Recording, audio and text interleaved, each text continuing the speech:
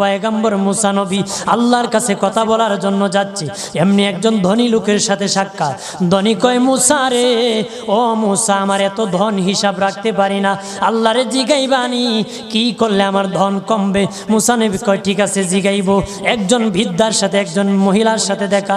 মহিলা কয়, মুসা কই যাও, কই যাও রে মুসা? মুসা নবী কয়, তোর পাহাড়ে যাব, আল্লাহর সাথে কথা বল। মুসা রে, আল্লাহরে জিগাইবানি, আমি গরিব মানুষ, আমি ভালো কিছু কিনতে পারি না, ছেলে মেয়েকে ভালো কিছু খাওয়াইতে পারি না, ভাঙ্গা ঘর, এত গরিব, ভালো করে ঘর বানাইতে পারি না, আল্লাহরে জিগাইবানি কি করলে আমার উন্নতি হবে, ধনী হব, টাকা পয়সা হবে, আল্লাহরে জিগাইবানি।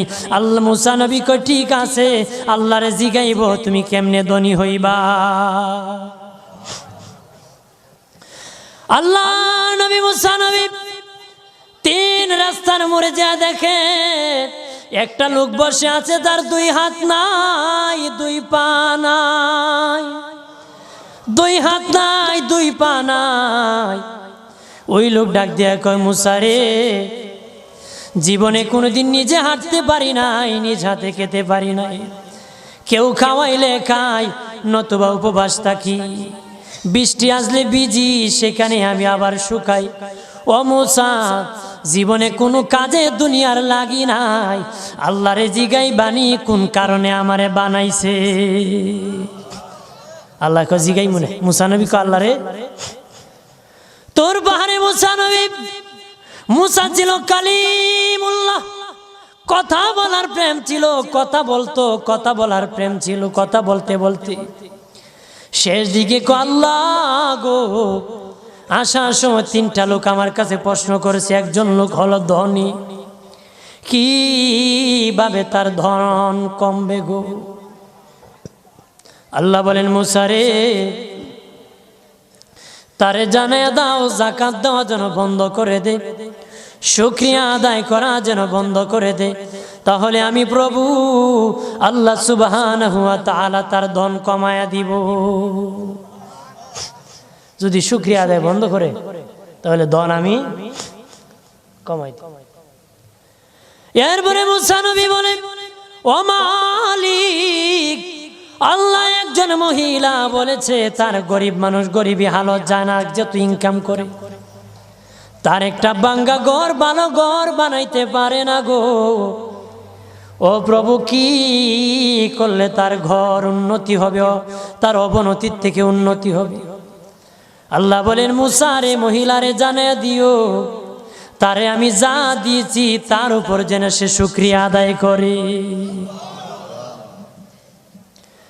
মুসা নবী বলে, মালিক, তিন রাস্তার মোড়ে গো আল্লাহ, একটা লোক তুমিও দেখতেছো যার হাত নাই, পা নাই। কত মানুষ হাত নাই গো, কত মানুষের পা নাই রে। আল্লাহ কত সুন্দর হাত পা দিয়েছে, কত সুন্দর জবান দিছে, শ্বাস দিতেছে আর নিতেছে। আইসিইউ লাইফ সাপোর্টে যদি একদিন তাকে 50-60 হাজার টাকা লাগে রে। 80 বছর, 100 বছর, 40 বছর, 25 বছর আল্লাহ হায়াত দিল রে। বলো রে শাস্তাগঞ্জের সুন্নি জনতা, আল্লাহরে জীবনে কয় টাকা তোমরা দিছো? কয় টাকা আল্লাহরে দিছো? এই যে শ্বাস দিল, অক্সিজেন দিল আর নিল। অক্সিজেন যদি বন্ধ হয়ে যায় প্রাণ বাঁচবে না রে। শ্বাস যদি নিতেও না পারো জীবন শেষ, ছাড়তেও না পারো জীবন শেষ।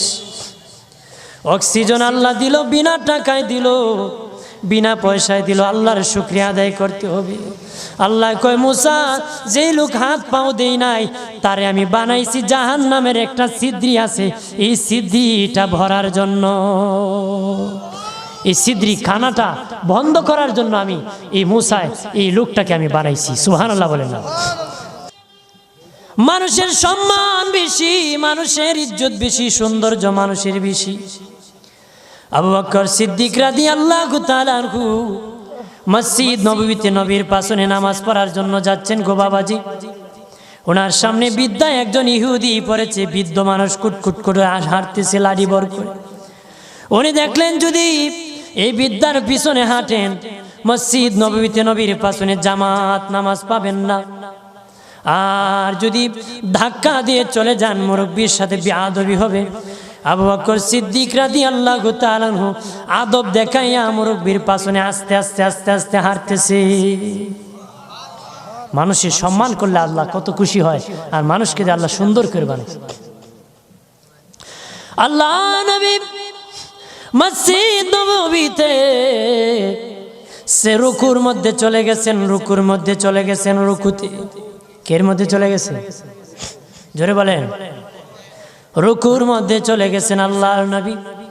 আমার আল্লাহ জিবরিল আমিন পাঠাইয়া নবীকে সংবাদ জানায় দিলেন, ও নবী, আপনার আবু বকর সিদ্দিক আমার এক সৃষ্টি বিদ্যাকে সম্মান দেখাইতে আসতে দেরি হতেছে, আর সে আস্তে আস্তে আপনি রুকুর থেকে উঠে গেলে এক রাকাত নামাজ পাবে না। নবী গো, রুকুর মধ্যে আপনি পড়ে থাকেন, আবু বকর সিদ্দিক যখন আগমন করবে তখন রুকু থেকে সোজা হয়ে দাঁড়াবেন। জোরে বলে আমার আল্লাহ বলেন, আবু বকর সিদ্দিক আমার সৃষ্টি ইহুদি হোক সম্মান দেখাইছি, ইজ্জত করেছে রে, আমি আল্লাহ আবু বকরকে সম্মান দেখাতে জামাতটা তার জন্য রেডি রেখে দিয়েছি। আব্দুল্লাহ ইবনে আব্বাস নবীজির রওজা দেখে বলেন, পৃথিবীর মানুষ শুনে নাও, এই রওজাওয়ালার জবান থেকে আমি শুনেছি রে, এই রওজাওয়ালার জবান থেকে আমি শুনেছি, রওজাওয়ালার জবান থেকে শুনেছি।